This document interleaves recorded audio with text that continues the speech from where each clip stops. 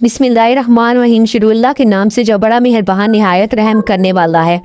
रखा जब मेरे नबी सल्लल्लाहु अलैहि वसल्लम ने इस दुनिया में कदम तो पत्थर तक कलमा पढ़कर मुसलमान हो गए। प्यारे नाजरीन, हज़रत आमना रज़ी अल्लाह ताला अन्हा फरमाती हैं, जब मेरा बच्चा मेरे पेट में था अजीब अजीब चीज़ें नज़र आती थी। अगर मैं घर से बाहर निकलती तो एक बादल का साया मेरे ऊपर आ जाता, मुझे धूप बिल्कुल भी महसूस ना होती, और अगर दरख्त के करीब से गुजरती तो दरख्त की टहनियाँ झुक जाती, दरख्त भी सजदा करते, और जब पानी भरने जाती तब भी दरख्त की टहनियाँ झुक जाती, जैसे ये सब मुझे सलाम कर रहे हों। मैं हैरान होती कि ये सब मेरे साथ ही क्यों हो रहा है, वो ये सब क्या कर रहे हैं, ये सब मेरे साथ ही क्यों हो रहा है। अगर मैं पानी भरती तो नीचे का पानी अपने आप ही ऊपर आ जाता, फिर मैं अपने हाथ से ये बाल्टी पकड़कर पानी निकाल लेती। मक्का की औरतें मुझे कुएं के पास रोक लेती और जाने नहीं देती थी। वो कहती थी, ए आमना, तू थोड़ी देर और यहाँ खड़ी रहो, वरना तुम्हारे जाने से पानी वापस नीचे चला जाएगा और हमें पानी भरने में मुश्किल होगी। इस तरह हज़रत आमना रज़ी अल्लाह ताला अन्हा फरमाती हैं, मैं सुना करती थी कि जब बच्चा पेट में होता है तो माँ को बहुत तकलीफ़ें झेलनी पड़ती हैं। कभी कभी हाथ पाँव में दर्द, कभी सर में दर्द, कभी उल्टी, कभी बुखार, कभी चिड़चिड़ापन। ये सारी बातें सुनकर मैं सोचती हूँ कि ये अजीब है, मुझे तो पूरे 9 महीनों में कोई तकलीफ़ नहीं हुई। यहाँ तक कि जब तक मेरा बच्चा पेट में रहा मुझे सर दर्द तक ना हुआ।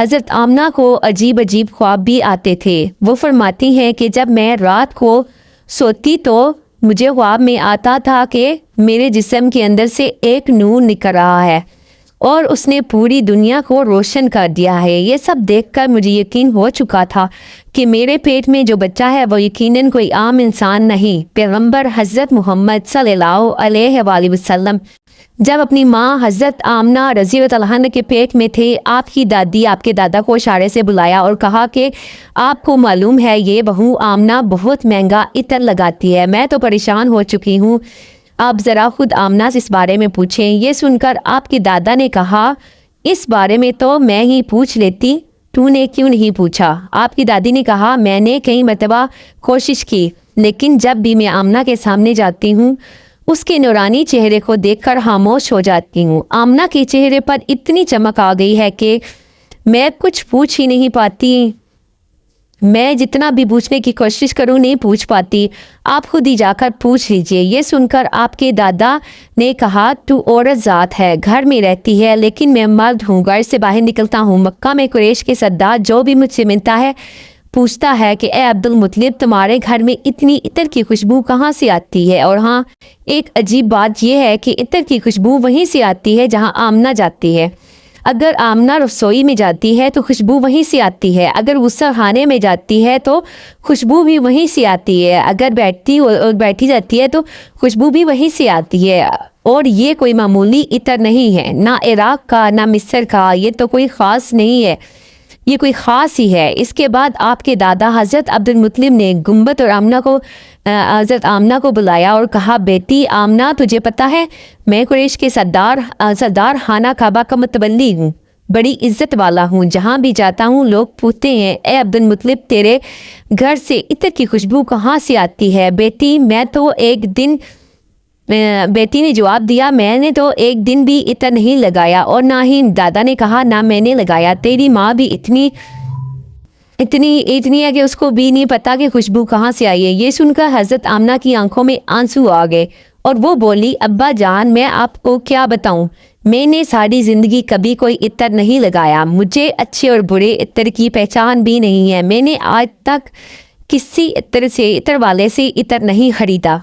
मगर अब्बा जान, मैं आपको एक राज की बात बताती हूँ, और एक बात बताऊंगी कि अपने पेट पर हाथ रखकर कहा, अब्बा जान, ये सब आने वाले मेहमान की बरकत से है, आपने तो सिर्फ खुशबू महसूस की है, अगर मैं आपको बातें बता दूं तो आप मुझे दीवानी कहेंगे। ये सूरज कई बार मुझे सलाम करता है और ये हर बार मुझे जहाँ भी जाती हूँ सलाम करता है, और यही नहीं, जब मैं सोती हूँ तो ऐसी ऐसी औरतें मेरे सामने खड़ी होती हैं जिन मैंने कभी देखा ही नहीं, ना आपने उन औरतों को देखा होगा, मेरे ऊपर हवा करती है। हजूर सल्लल्लाहु अलैहि वसल्लम के दादा हज़रत अब्दुल मुत्तलिब दिन रात काबे के पास जाकर کعبے کا غلاف پکڑ کر رو رو کر دعا کرتے تھے، یا اللہ میرا بیٹا عبداللہ اس دنیا میں نہیں رہا مگر اس کے گھر میں ایک بچے کی پیدائش ہونے والی ہے، یا اللہ اس بچے کی حفاظت فرما اور میرے عبداللہ کی نسل باقی رکھنا۔ حضور صلی اللہ علیہ وسلم کے سارے چچا اس انتظار میں رہتے تھے ان کے بھائی کے نا اولاد پیدا ہوگی۔ یہودیوں کی کتاب تورات میں بھی موجود ہے کہ جب آخری نبی آنے والے ہوں گے ان کی پیدائش سے 10 دن پہلے ایک لال ستارہ چمکے گا۔ جب حضور صلی اللہ علیہ وسلم کی پیدائش ہوئی اس پر اسے دیکھ کر نہیں پہچان پائیں گے، کیونکہ عالم میں سب یہودیوں کو جمع کیا اور کہا دیکھو آسمان پر لال ستارہ چمک رہا ہے، اس کا مطلب ہے۔ انہوں نے کہا جاؤ اور معلوم کرو کہ اس وقت مدینہ منورہ کے کسی لڑکے کی پیدائش میں 10 دن باقی ہیں۔ یہودی مدینے کے اور معلوم کیا تو بہت سی عورتیں حامل سی تھیں مگر کسی کا وقت قریب نہیں آیا تھا، کسی کے 2 مہینے باقی تھے، کسی کے 4۔ ابھی ان کے پاس لوٹے اور کہا کہ مدینہ ایسا کوئی بچہ ہونے والا نہیں۔ عالم نے جواب کیا اب مکہ جا کر دیکھو۔ سارے یہودی مکہ پہنچے اور معلوم کیا کہ وہاں کن گھروں میں پیدائش ہونے والی ہے۔ لوگوں نے بتا دیا یہاں مکہ میں 5 عورتیں ہیں جن کے یہاں بچہ ہونے والا ہے۔ یہودیوں نے کہا ہمیں ایسے بچے کی پیدائش کی خبر چاہیے جس کا باپ پہلے ہی انتقال کر چکا ہو۔ ہفتوں مختلف قسم کے پیدا ہونے والے ہیں اور بچے کے بعد عبداللہ کچھ مہینے پہلے ہی دنیا سے چلے گئے ہیں۔ یہاں اس کی چیخیں نکل گئی، اپنے عالم کے پاس پہنچے اور بولے ہائے افسوس، آج غنیمت یہودیوں کے ہاتھ سے مکہ مکرمہ کو مل گئی جس کا سب کو بےصبری سے انتظار تھا، جس کا انتظار حاصل کر رہے تھے، اور پھر وہ گھڑی آئی۔ آج اس بچے کی پیدائش ہوئی، بحث پوری دنیا بنائی، جس کی بحثیت پوری دنیا بنائے گی۔ اگر وہ نہ ہوتے تو شاید یہ دنیا بھی نہ ہوتی۔ آج اس بچے کی پیدائش ہوئی جس کے لیے چاند 2 ٹکڑوں میں بانٹ دیا گیا۔ آج اس بچے کی پیدائش ہوئی جس کی خاطر سورج کو اپنی جگہ پر روک دیا گیا۔ اللہ نے حکم دیا اے سورج ابھی میں مت ڈوبنا، کیونکہ میرے حبیب محمد صلی اللہ علیہ وسلم نے بھی عصر کی نماز ادا نہیں کی۔ آج اس بچے کی پیدائش ہوئی جس کے پاس پوری دنیا میں جبرائیل علیہ السلام تشریف آئے۔ رات گہری ہو چکی تھی، حضرت آمنہ رضی اللہ عنہا کے پیٹ میں ہلکا سا درد اٹھا، انہیں محسوس ہوا شاید آج میرے بچے کی پیدائش ہونے والی ہے۔ انہوں نے حضرت عبدالمطلب کو یہ خبر دی۔ حضرت عبدالمطلب محلے کی دائی حضرت شفا کو بلا کر کہا آج رات تو آمنہ کے ساتھ ہی رہو کیونکہ میرے بیٹے عبداللہ کے گھر بچہ پیدا ہونے والا ہے۔ رات دھیرے دھیرے گزرتی گئی، چاند خاموش ہو کر بادلوں میں چھپ گیا۔ حضرت آمنہ فرماتی ہے جس رات میرے گھر بچے کی پیدائش ہوئی اس وقت غریبی کا یہ عالم تھا کہ چراغ میں تیل جلانے کے بھی پیسے نہیں تھے۔ یہ وہی غریبی کی رات تھی جس نے ہمارے آقا صلی اللہ علیہ وآلہ وسلم اس دنیا میں تشریف لائے۔ اس رات حضرت عبدالمطلب اور ان کے سارے بیٹے گھر کے باہر بیٹھے رہے، وہ سوچتے رہے اگر عبداللہ کی بیوی کے ساتھ کوئی حادثہ ہوا یا ہو گیا تو ہم فوراً علاج کا انتظام کریں گے۔ پوری رات کوئی نہیں سویا، رات ڈھلتی جا رہی تھی، چاند خاموش ہو کر ٹوٹ چکا تھا، ہر طرف اندھیرا ہی اندھیرا تھا، گھر کے اندر بھی اندھیرا، گھر کے باہر بھی اندھیرا۔ سحری کا وقت ہو چکا تھا کہ اچانک حضرت آمنہ کے پیٹ میں تیز درد اٹھا اور وہ سمجھ گئی کہ اب پیدائش کا وقت آ گیا ہے۔ انہوں نے دائی شفا کو آواز دی مجھے درد ہو رہا ہے۔ 1 گھنٹہ پیدائش کے وقت گزرا اور پھر صبح ہونے سے کچھ پہلے ہمارے پیارے آقا صلی اللہ علیہ وسلم اس دنیا میں تشریف لے آئے۔ حضور صلی اللہ علیہ وسلم کی پیدائش پر 3 بڑی عجیب نشانیاں سامنے آئی جنہیں دیکھ کر دائی شفا بھی حیران رہ گئی۔ پہلی چیز، جب بچہ پیدا ہوتا ہے تو اس کی ناف ماں کی ناف سے جڑی ہوتی ہے، مگر ہمارے حضور صلی اللہ علیہ وسلم کی ناف ماں کی ناف سے بالکل الگ تھی۔ دوسری چیز، جب بچہ پیدا ہوتا ہے تو اس کے ساتھ بہت ہی گندگی نکلتی ہے، لیکن ہمارے آقا صلی اللہ علیہ وآلہ وسلم جب پیدا ہو تو ان کے ساتھ نجاست کا ایک قطرہ بھی نہیں نکلا۔ تیسری چیز، جب لڑکا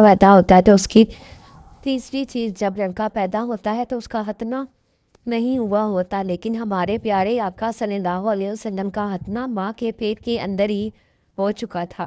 یہ سب دیکھ کر حضرت آمنہ رضی اللہ عنہا کی حیرانی کی انتہا نہ رہی۔ حضور نبی کریم صلی اللہ علیہ وسلم پورے 15 منٹ تک سجدے میں رہے۔ آپ نے سر اٹھا کر آسمان کی طرف انگلی سے اشارہ کیا اور ساری دنیا کو بتا دیا اے لوگو، اس دنیا کو پیدا کرنے والی ذات صرف اللہ ہی کی ہے۔ حضرت آمنہ رضی اللہ عنہا فرماتی ہیں جب میں نے اپنے بچے کو گود میں لیا تو اچانک देखते आसमान के तारे ज़मीन के करीब होते जा रहे हैं। फिर अचानक एक बादल का साया मेरे कमरे के अंदर आया। मेरी गोद से मेरा बच्चा इस बादल के साए में गायब हो गया। इस बादल के अंदर से एक आवाज़ आई, जिब्राइल अलैहिस्सलाम, इस बच्चे को पूरी दुनिया का चक्कर लगवाओ, इसे सारे नबियों की खूबियाँ अता करो, इसे यूसुफ की खूबसूरती दो, इसे अयूब का सब्र दो, इब्राहीम की दोस्ती दो और दाऊद की मीठी ज़ुबान दो। हज़रत आमना रज़ी अल्लाह तआला अन्हा फरमाती हैं, थोड़ी देर बाद वो बादल का साया हट गया। मैंने देखा कि मेरा बच्चा फिर मेरी गोद में लेटा हुआ था। सुबह होने ही वाली थी कि दाई शिफा बाहर निकल कर हजूर सल्लल्लाहु अलैहि वसल्लम के दादा हज़रत अब्दुल मुत्तलिब को खुशखबरी पहुंचाने ही वाली थी। उसने कहा कि ए अब्दुल मुत्तलिब, तुझे पोता मुबारक हो। ये सुनकर रात भर जागे हुए हज़रत अब्दुल मुत्तलिब के होश उड़ गए और वो इस कदर हैरान हुए कि आमना के घर इतना खूबसूरत बच्चा पैदा हुआ कि सारे चाचा भी अपने भतीजे को देखकर बेहद खुश हुए। यहाँ तक कि जब अबू लहब की बांदी सोबिया ने जाकर अबू लहब को ये खुशखबरी सुनाई, ए अबू लहब, तुझे भतीजा मुबारक हो, तो ये सुनकर अबू लहब इतना खुश हुआ कि उसने अपनी बांदी सोबिया से कहा, जा, मैंने तुझे अपने भतीजे की खुशी में आज़ाद कर दिया है। हज़रत अब्दुल मुत्तलिब बहुत ही बूढ़े हो चुके थे, मगर खुशी इतनी ज़्यादा थी कि अपने पोते को गोद में लिए काबा की तरफ दौड़ते चले गए। सारे मक्का वाले भी खुशी से नारे लगाने लगे, लेकिन अब्दुल मुत्तलिब कहाँ जानते थे कि इनका पोता वो इंसान है जिसकी खातिर अल्लाह ने ये पूरी दुनिया बनाई। उनका ये पोता बड़ा इंसान है कि अल्लाह ने मेराज की रात उसे ज़मीन से उठाकर सात आसमान पर अपने साथ बिठाया और उसे बातिल की। ये वही पोता है जिसे आकर मायूसी देखा जाए, अगर मायूस देखा जाए तो उसकी आंखों में आंसू आ जाएं, तो आसमानों पर तहलका मच जाए। हज़रत अब्दुल मुत्तलिब ने काबा का गलाफ पकड़ कर अपने पोते के लिए दुआएं मांगी और फिर उसका नाम मोहम्मद सल्लल्लाहु अलैहि वसल्लम रखा। वो इंसान जिसकी बहुत ज़्यादा तारीफ की, इसके नाम को मतलब है जिस इंसान की बहुत ज़्यादा तारीफ की जाए। ये नाम सुनकर मक्का वाले कहने लगे, अब्दुल मुत्तलिब, ये कैसा अजीब सा नाम तुमने अपने पोते का रख दिया है, हमने तो आज तक ऐसा नाम नहीं सुना। मगर अब्दुल मुत्तलिब कहाँ जानते थे कि यही बच्चा एक दिन इतनी शान पाएगा कि लोग इसके पीछे चलेंगे। एक बार हजूर अकरम सल्लल्लाहु अलैहि वसल्लम मदीने में अपने सहाबा कराम के साथ बैठे हुए थे। तब भी आपके चचा हज़रत अब्बास रज़ी अल्लाह तआला अन्हु ने फरमाया, ए अल्लाह के रसूल, मुझे बचपन से ही मालूम था कि आप बड़े होकर बहुत ही बड़े इंसान बनेंगे। हज़रत अब्दुल मुत्तलिब हज़ूर सल्लल्लाहु अलैहि वसल्लम ने पूछा, ए चचा जान, आपको कैसे पता चला? तो हज़रत अब्बास रज़ी अल्लाह तआला अन्हु ने जवाब दिया कि ए अल्लाह के रसूल, जब मैं सिर्फ 2 महीने के थे तो एक रात मैंने आपको देखा कि आप चारपाई पर अकेले लेटे रो रहे थे। मैंने आपको चुप करवाने की बहुत कोशिश की, मगर आपने मेरी तरफ नहीं देखा, बल्कि अचानक आसमान की तरफ देखकर मुस्कुराने लगे। मैं हैरान रह गया। फिर जब मैंने भी आसमान की तरफ देखा तो मेरी आंखें फटी की फटी रह गई। मैंने देखा कि चांद आप ही उंगली के इशारे पर नाच रहा है। आप जिधर उंगली करे जा रहे हैं चांद उधर ही चला जाता है। ये मंजर देखकर मैं समझ गया कि आप कोई आम इंसान नहीं। हजूर सल्लल्लाहु अलैहि वसल्लम ने फरमाया, हमारे चचा जान आपसे ही कह रही हैं। बचपन में चांद मुझे कहानियाँ सुनाता था, मेरे साथ खेलता था, मुझे रोने नहीं देता था। सुभान अल्लाह, ऐसे थे हमारे नबी सल्लल्लाहु अलैहि वसल्लम जिनके घर में इतनी गरीबी थी कि उनकी माँ उनको ये 3 बच्चे के लिए खिलौना तक नहीं खरीद सकती थी, मगर अल्लाह ने चांद को हुक्म दे दिया कि चांद तू मेरे महबूब के लिए खिलौना बन जा और उसे खिला, उसे रोने मत देना। हजूर सल्लल्लाहु अलैहि वसल्लम की जिस दिन पैदाइश हुई उस दिन जितने भी बुत थे सब ज़मीन पर मुंह के बल गिर पड़े। ईरान के बादशाह के दरबार में एक तस्वीरों के टाइप का मुजस्मे थे जो 1000 साल पहले अपने उसमें लगाता रहा, वो भी गिर के टूट गए। लाइटें बनी हुई थी, वो भी टूट गई। लोग इसकी पूजा करते थे, मगर हजूर नबी करीम सल्लल्लाहु अलैहि वसल्लम की पैदाइश के वक्त अचानक वो आग बुझ गई और बादशाह ने अपने महल में अपनी शक्ल की 14 लाइटें बनवा रखी थी, मगर हजूर सल्लम की पैदाइश पर वो सारी लाइटें ज़मीन पर गिर पड़ी और अगले ही दिन दोपहर के वक्त यहूदी आदमी अपना सामान बेचने के लिए मक्का आया हुआ था। वो यहूदी आसमान की तरफ देख रहा था और सारी निशानियां नजर आने लगी जो आखिरी नबी सल्लल्लाहु अलैहि वसल्लम की पैदाइश की खबर देती हैं। उसने मक्का वालों से पूछा, आज किसी के यहाँ बच्चा हुआ है? लोगों ने जवाब दिया, हाँ भला औरतों के यहाँ, बहुत सारी औरतों के यहाँ लड़का हुआ है। उसे सुनकर यहूदी ने कहा, नहीं, मुझे ऐसे बच्चे के बारे में बताओ जिसका बाप ना हो। बताया, हाँ, अब्दुल मुत्तलिब का पोता पैदा हुआ है, उसके बाप अब्दुल्ला कुछ महीने पहले ही इंतकाल कर चुके हैं। ये सुनकर मुझे उस बच्चे को दिखाओ, मैं अपनी आंखों से देखना चाहता हूँ। फिर वो यहूदी हज़रत आमना रज़ी अल्लाह तआला अन्हा के घर पहुँचा। उसने हजूर सल्लल्लाहु अलैहि वसल्लम को अपनी गोद में लिया। फिर अचानक उस बच्चे को पलट कर देखा, वो नबी करीम सल्लल्लाहु अलैहि वसल्लम की पीठ की तरफ निगाह डाली। उसकी चीखें निकल गई क्योंकि हजूर नबी करीम सल्लल्लाहु अलैहि वसल्लम के पीठ पर नबूवत की मोहर लगी हुई थी। जब उस यहूदी ने नबूवत की एक वो झलक देखी तो वो रोने लगा और कहने लगा, हाय अफसोस, आज यहूदियों के हाथ से नबूवत निकल गई, यही अल्लाह का आखिरी रसूल है। मक्का के लोग जो पहले ही हजूर अब्दुल मुत्तलिब से मन में रखते थे, खिलाफ वर्जियाँ रखते थे और उनको बुरा समझते थे, ये देखकर और भी हसद और जलन रखने लगे और हैरान रह गए। जो कहा जाता है कि इन्हीं के दरवाजे पर जो आता है और वहीं इन्हीं की खुशखबरी सुनाता है, जो भी आता है इनके बारे में पेशगोइयाँ करके चला जाता है। लोगों के दिलों में जनाब अब्दुल मुत्तलिब और उसके बच्चे के लिए हसद की आग भड़कने लगी।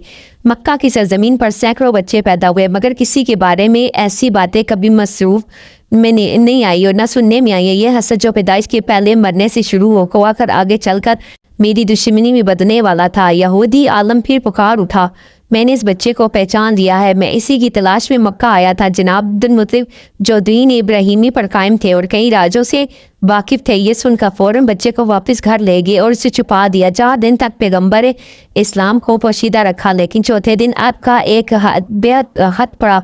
बेहद लिखा पड़ा और मक्का में इज्जत मुकाम रखने वाला शख्स जिसका नाम सवार इब्ने कारी था। मक्का के लोग जो पहले ही सहबर से हसद की आग में जल रहे थे, जानते थे कि सौदा बिन इब्ने कारी का मक्का में एक बेहद इज्जत वाला मुकाम है। अगर उन्होंने इस बच्चे के बारे में कोई बात कह दी या कोई पेशन गोई कर दी तो अहले मक्का का हजरत और आग और भड़क जाएगी। इसीलिए जनाब अब्दुल मुत्तलिब ने सख्त लहजे में कहा, मैं अपने पोते वो किसी मजमे में आम इंसान को मजमे में नहीं ला सकता, लेकिन सवाल इब्ने कालम की तकालम का बेचैनी बढ़ती जा रही थी। उन्होंने गुजारिश की तो कम से कम मुझे इस बच्चे तक पहुंचा दिया जाए। जनाब अब्दुल मुत्तलिब ने कुछ सोच कर कहा, हाँ ये मुमकिन है, लेकिन मेरे और तुम्हारे अलावा कोई मौजूद नहीं होगा, इस तरह तुम्हारा मकसद भी पूरा हो जाएगा। और हसद का आलम ये था और हसद का आलम ये था कि चुनाचा वो उन्हें साथ लेकर जनाब आमना के मकान में दाखिल हुए। जैसे ही गहवारे के करीब पहुंचे और बच्चे से कपड़ा हटाया तो एक अजीब व गरीब रोशनी फैल गई, पूरे कमरे में फैल गई। सौदा अपनी कारी जो पढ़े लिखे और आलम दीन शख्स थे समझ गए कि ये वही अलामत है जिसकी खबर किताबों में आखिरी ज़माने की इशारा हो गई है। अख्तियार से झुक गए और इस बच्चे के कदमों को बोसा दे दिया। फिर जनाब अब्दुल मुत्तलिब से मुखातिब होकर कहा, आप गवाह रहिएगा, मैं इस बच्चे पर अभी से ईमान ला रहा हूँ। मुझे मालूम है कि मैं इस वक्त जब तक ज़िंदा नहीं रहूँगा जब ये बच्चा ऐलान रसालत करेगा, मगर मैं आज भी गवाही देता हूँ कि ये अल्लाह का आखिरी रसूल है।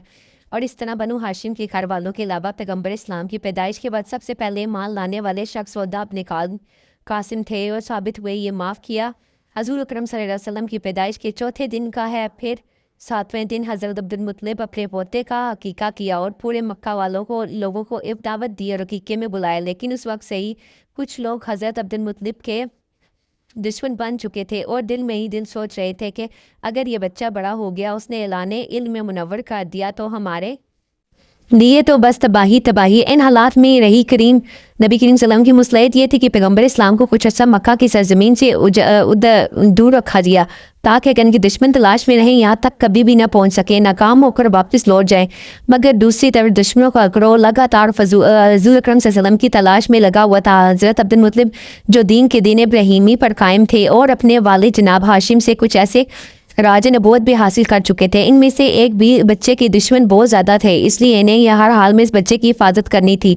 यही वजह थी कि हज़रत अब्दुल मुत्तलिब पैगम्बर इस्लाम को मक्का से किसी और जगह मुंतकिल करना चाहते थे। खास तौर पर जब इन्हें मालूम हुआ कि अक्सर यहूदियों के काफिले मक्का आकर हालात का जायज़ा लेकर चले जाते हैं। अब सवाल उठता है कि यहूदी बार बार क्यों आ रहे थे। इसका जवाब ये है कि बहुत अर्सा पहले ही यहूदी पैगम्बर इस्लाम की वलादत को रोकने के लिए बहुत कुछ हज़रत अब्दुल्ला पर हमला कर चुके थे और जनाब हाशिम पर हमला हुआ, जनाब हज़रत अब्दुल मुत्तलिब पर हमला हुआ, यहाँ तक कि जनाब अब्दुल्ला पर भी हमला हुआ। रवायत में आता है कि जब जनाब अब्दुल्ला की जवानी का ज़माना था तो यहूदियों की सारी साजिशों का मरकज़ यही थे, किसी की तरह इन्हें कत्ल कर दिया जाए ताकि विलादत रसूल रुक जाए। और यही यहूदी ये पहचान चुके थे कि जनाब अब्दुल्ला ही पैगम्बर इस्लाम के वालिद हैं।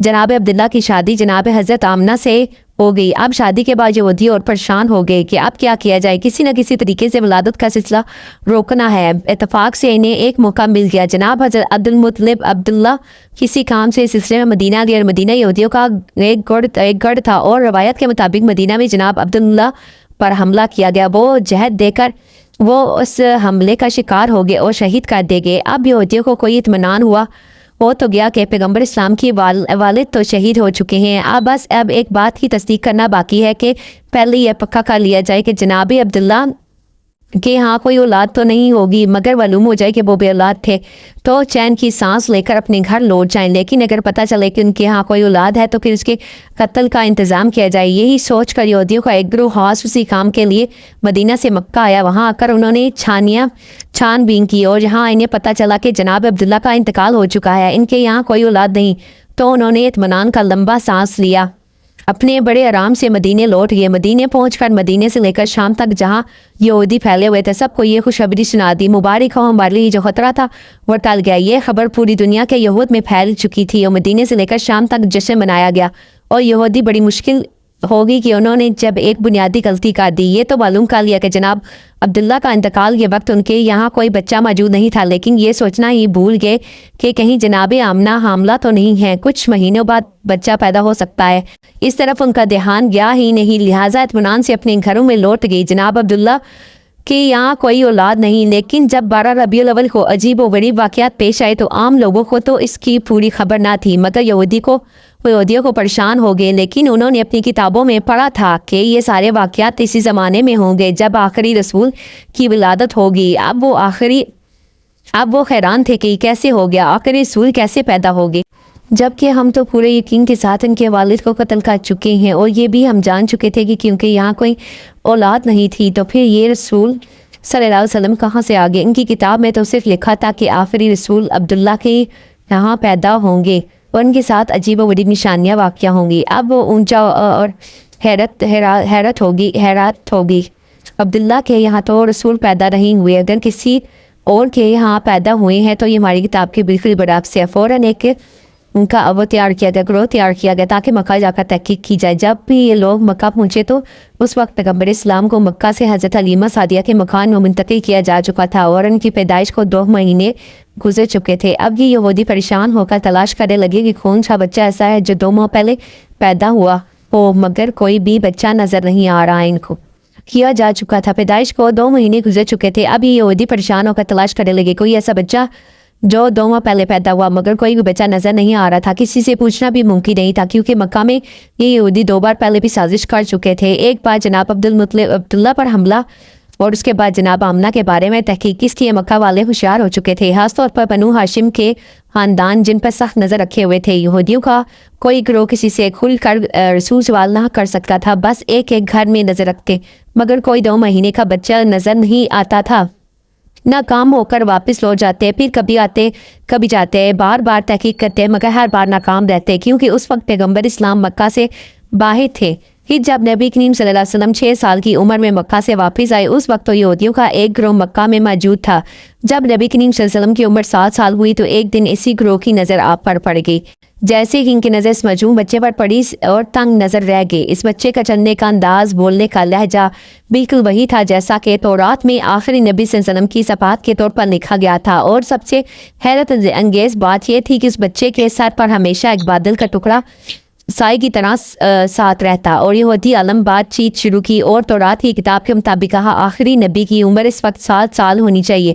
फिर उन्होंने आपस में तय किया अगर यही बच्चा वाकई आखिरी नबी हुआ तो हमें इसे इस दुनिया में मिटाना होगा, नाउज़ बिल्ला। और उन्होंने तहकीकात की और मालूम हुआ यहूदियों का एक ग्रोह मक्का आया हुआ था। उनकी नज़र जैसे ही नौजवान पर पड़ी तो दंग रह गई। ये नौजवान जो अपने दादा और चाचा के साथ चल रहा था, उसके चलने का अंदाज, बात करने का तरीका बिल्कुल वही था जो उनकी किताबों में आखिरी सुसलम के लिए लिखा हुआ था। इसके सर पर बादी का साया हुआ था और जिस दरख्त के करीब से गुजरता उसकी शाख झुक जाती। जिस पत्थर के पास जाता पत्थर कलमा पढ़ने लगते और जिस तरफ भी जाता अगर राह में कोई रुकावट होती तो रुकावट खुद ब खुद हट जाती। यहूदियों को ये तो यकीन हो गया था कि ये बच्चा अब्दुल मुत्तलिब का पोता है, मगर इनके दिल में ये भी खौफ था कि कहीं पहले की तरह हम धोखा ना खा जाए। जो वो सोच रहे थे कि ऐसा ना हो कि हम इस नौजवान को कत्ल करके वजूद में नाउज़ बिल्ला ले आए। 20 साल के बाद पता चले कि रसूल सल्लल्लाहु अभी तो ज़िंदा है। इसलिए इस दफ़ा 100% यकीन करना चाहते हैं कि यही नौजवान रसूल अल्लाह के सच्चे पैगंबर हैं। इनकी किताबों में लिखा था, इन्हें इस बात का पूरा इल्म था कि जो भी अल्लाह का रसूल होगा, चाहे वो पहला हो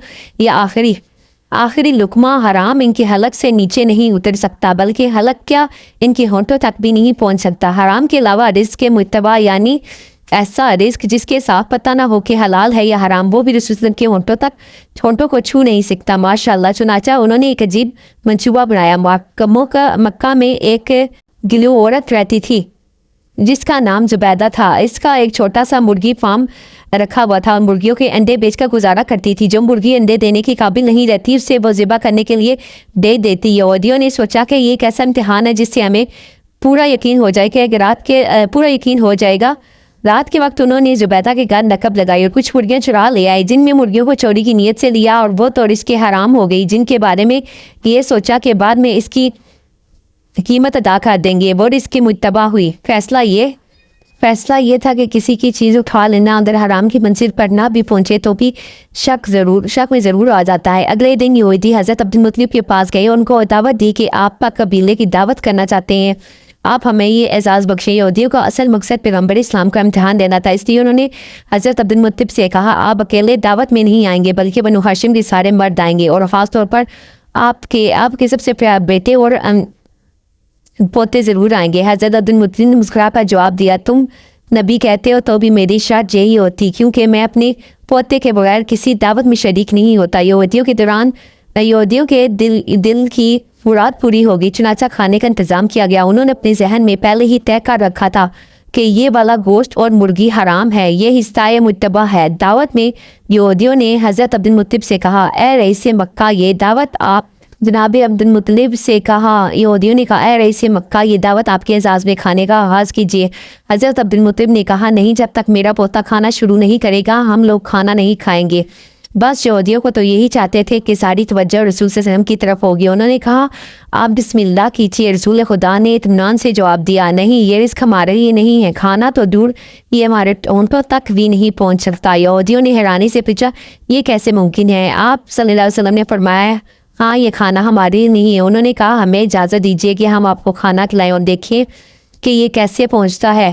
پیغمبر نے مسکرا کر فرمایا ٹھیک ہے، اگر کھلا سکتی ہو تو کھلاؤ۔ اب یہودی ہو گئے حیران، روٹی اور گوشت لے آئے اور ساتھ ایک نوالا بنا کر زسن کی طرف بڑھایا، مگر عجیب بات یہ ہوئی کہ جیسے ہی وہ نوالا زسن کے ہونٹوں کے قریب پہنچا ایسا محسوس ہوتا کسی نے ان کے ہاتھ زبردستی سے کھول دیے ہو اور نوالا دسترخوان پر گر پڑتا۔